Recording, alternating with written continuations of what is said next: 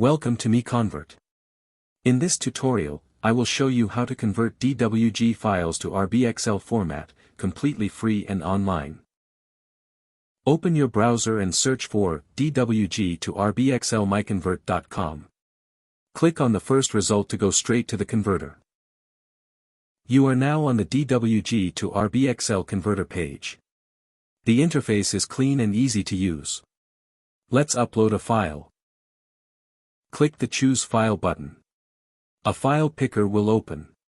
Select the DWG file you want to convert, then click Open.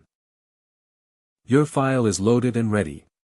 You can see the file name, size, and destination format. Click Convert now to start the conversion. The conversion is in progress. You can see the progress bar moving. This usually takes just a few seconds. Done.